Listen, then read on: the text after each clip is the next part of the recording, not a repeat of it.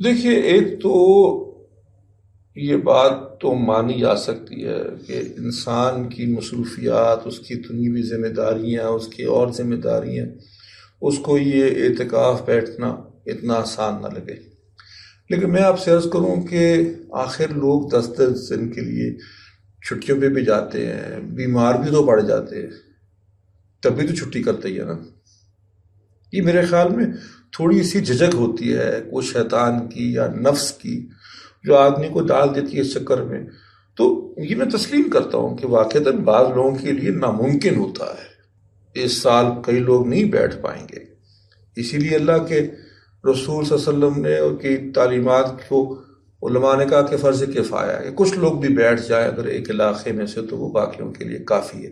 لیکن تھوڑی سی ہمت بھی کبھی کبھی کر کے دیکھیں.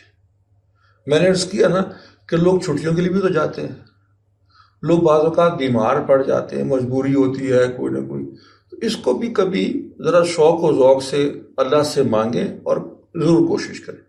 لیکن پھر بھی نہ ہو سکے تو پھر کم دنوں کے لیے بیٹھ جائیں، 7 دن کے لیے بیٹھ جائیں، 5 دن کے لیے بیٹھ جائیں، 3 دن کے لیے بیٹھ جائیں، 1 دن کے لیے بیٹھ جائیں، آدھے گھنٹے کے لیے بیٹھ جائیں. آدھا گھنٹہ؟ آدھا گھنٹہ بھی بیٹھ سکتے ہیں.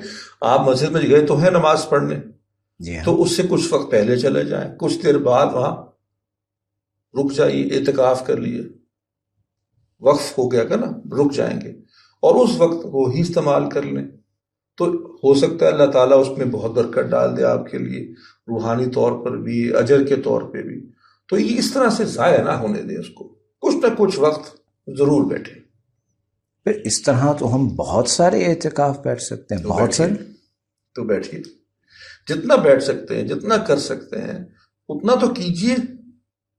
شاید اگلے سال اس کی برکت سے، آپ کی شوق سے اللہ تعالیٰ آپ کے لیے آسانی کر دیں اور آپ پورا مستون اعتکاف بیٹھ جائیے 10 دن.